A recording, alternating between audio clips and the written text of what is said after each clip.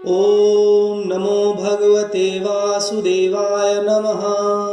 आपका स्वागत है आपके अपने चैनल वास्तु गुरु में। आज के एपिसोड में मैं निर्जला एकादशी व्रत की पूजा विधि एवं महत्व का विस्तार से वर्णन करूंगा एवं निर्जला एकादशी व्रत की कथा भी सुनाऊंगा।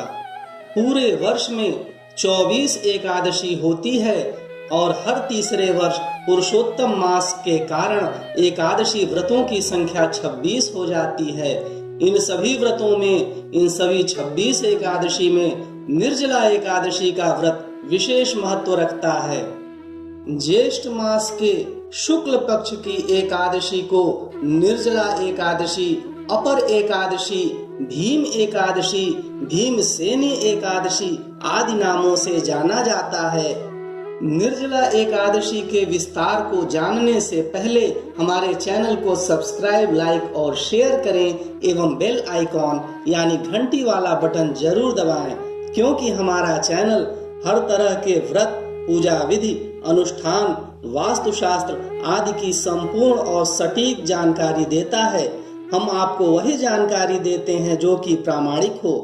समस्त एकादशी व्रत के महत्व एवं उनकी कथा को सुनने और जानने के लिए, भगवान विष्णु की कृपा को प्राप्त करने के लिए आप हमारे चैनल को सब्सक्राइब करें। आइए जानते हैं निर्जला एकादशी व्रत के महत्व के बारे में। पद्म पुराण के अनुसार इस एकादशी को निर्जल व्रत रखते हुए विष्णु की पूजा पाप तापों से मुक्त कर देती है। पुराण कथा के अनुसार देवर्षि नारद ने ब्रह्मा के कहने पर इस तिथि पर निर्जल व्रत किया था। हजारों वर्ष तक निर्जल व्रत करने पर उन्हें चारों तरफ नारायण ही नारायण दिखने लगे। उन्हें भगवान विष्णु का दर्शन हुआ। नारायण ने उन्हें अपनी निश्चल भक्ति का वरदान दिया। तभी से निर्जल व्रत शुरू हुआ। जो मनुष्य इस व्रत को करते हैं उनको करोड़ों पल सोने के दान का फल मिलता है। इस एकादशी के व्रत से मनुष्य विष्णु लोक को प्राप्त होता है। इस दिन निर्जल व्रत जप तप पूजा पाठ करने से प्राणी श्री विष्णु का सानिध्य प्राप्त कर जीवन मरण के बंधन से मुक्त हो जाता है। सभी देवता, दानव, नाग, यक्ष, गंधर्व, किन्नर, नवग्रह आदि के जरिए रक्षा और विष्णु भक्ति के लिए एकादशी का व्रत रखने के कारण इसे देव व्रत भी कहा जाता है। निर्जला एकादशी के दिन भगवान विष्णु के लिए विशेष पूजा पाठ की जाती है। व्रत करने वाले व्यक्ति को निर्जला एकादशी की तैयारियां एक दिन पहले से ही कर लेनी चाहिए। दशमी तिथि पर सात्विक भोजन करना चाहिए। भगवान विष्णु को पीले फल, पीले फूल, पीले पकवान का भोग लगाएं, दीपक जलाकर आरती करें। ओम नमो भगवते वासुदेवाय इस मंत्र का जाप करें। निर्जला एकादशी के व्रत पर पानी भी नहीं पिया जाता, इसीलिए इसका नाम निर्जला एकादशी है। यह काफी कठिन व्रत है क्योंकि ज्येष्ठ मास में गर्मी बहुत पड़ती है और इसी माह के शुक्ल पक्ष में यह व्रत पड़ता है। यह व्रत पुरुष और महिला दोनों को करना चाहिए। इस दिन निर्जल व्रत करते हुए शेषशायी रूप में भगवान विष्णु की आराधना कर व्रत के पश्चात गोदान, वस्त्रदान, छाता, फल आदि का दान करना चाहिए। पूरे विधि विधान से निर्जला एकादशी का व्रत करते हुए निर्जला एकादशी व्रत की कथा भी सुननी चाहिए। निर्जला व्रत एकादशी की कथा इस प्रकार से है। भीमसेन व्यास से कहने लगे कि हे पितामह, भ्राता युधिष्ठिर, माता कुंती, द्रौपदी, अर्जुन, नकुल और सहदेव आदि सब एकादशी का व्रत करने को कहते हैं, परंतु महाराज मैं उनसे कहता हूँ कि भाई, मैं भगवान की शक्ति पूजा आदि तो कर सकता हूँ, दान भी दे सकता हूँ, परंतु भोजन के बिना नहीं रह सकता। इस पर व्यास जी कहने लगे कि हे भीमसेन, यदि तुम नरक को बुरा और स्वर्ग को अच्छा समझते हो तो प्रतिमास की दोनों एकादशियों को अन्न मत खाया करो। भीम कहने लगे कि हे पितामह, मैं तो पहले ही कह चुका हूँ कि मैं भूख सहन नहीं कर सकता। यदि वर्ष भर में कोई एक ही व्रत हो तो वह मैं रख सकता हूँ, क्योंकि मेरे पेट में वृक नाम वाली अग्नि है, सो मैं भोजन किए बिना नहीं रह सकता। भोजन करने से वह शांत रहती है, इसलिए पूरा उपवास तो क्या, एक समय भी बिना भोजन किए रहना कठिन है। अतः आप मुझे कोई ऐसा व्रत बताइए जो वर्ष में केवल एक बार ही करना पड़े और मुझे स्वर्ग की प्राप्ति हो जाए। श्री व्यास जी कहने लगे कि हे पुत्र, बड़े बड़े ऋषियों ने बहुत शास्त्र आदि बनाए हैं, जिनसे बिना धन के थोड़े परिश्रम से ही स्वर्ग की प्राप्ति हो सकती है। इसी प्रकार शास्त्रों में दोनों पक्षों की एकादशी का व्रत मुक्ति के लिए रखा जाता है।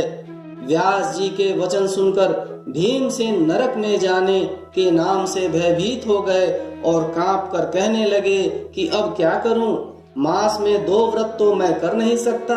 हाँ, वर्ष में एक व्रत करने का प्रयत्न अवश्य कर सकता हूँ।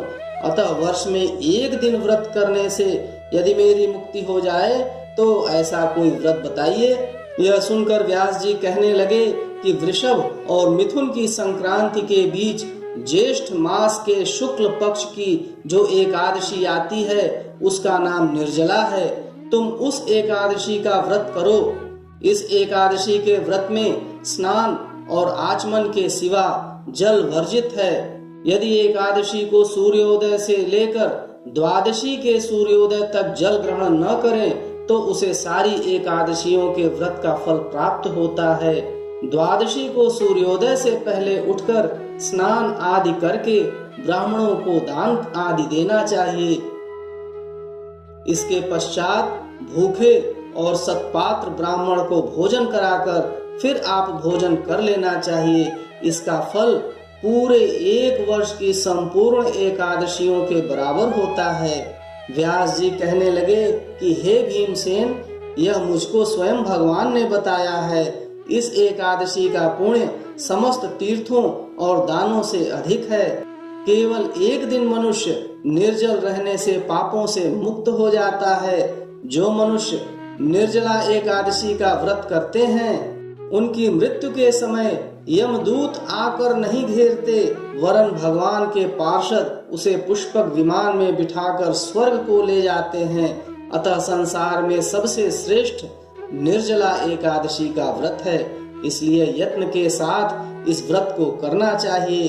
उस दिन ओम नमो भगवते वासुदेवाय इस मंत्र का जाप करना चाहिए और गोदान भी करना चाहिए।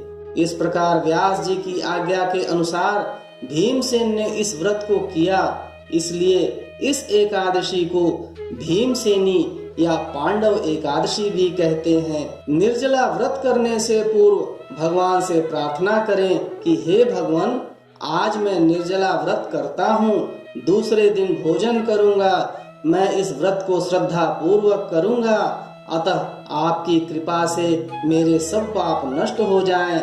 इस दिन जल से भरा हुआ घड़ा वस्त्र से ढककर स्वर्ण सहित दान करना चाहिए। जो मनुष्य इस व्रत को करते हैं उनको करोड़ों पल सोने के दान का फल मिलता है, और जो इस दिन यज्ञ आदि करते हैं उनका फल तो वर्णन नहीं किया जा सकता। इस एकादशी के व्रत से मनुष्य विष्णु लोक को प्राप्त होता है। हे कुंती पुत्र, जो पुरुष या स्त्री श्रद्धा पूर्वक इस व्रत को करते हैं उन्हें यह कर्म अवश्य करना चाहिए। प्रथम भगवान का पूजन, फिर गौदान, ब्राह्मणों को मिष्ठान व दक्षिणा देनी चाहिए तथा जल से भरे कलश का दान अवश्य करना चाहिए। निर्जला के दिन अन्न, वस्त्र, जूती आदि का भी दान करना चाहिए। जो मनुष्य भक्ति पूर्वक इस कथा को पढ़ते या सुनते हैं उन्हें निश्चय ही स्वर्ग की प्राप्ति होती है। ओम नमो भगवते वासुदेवाय।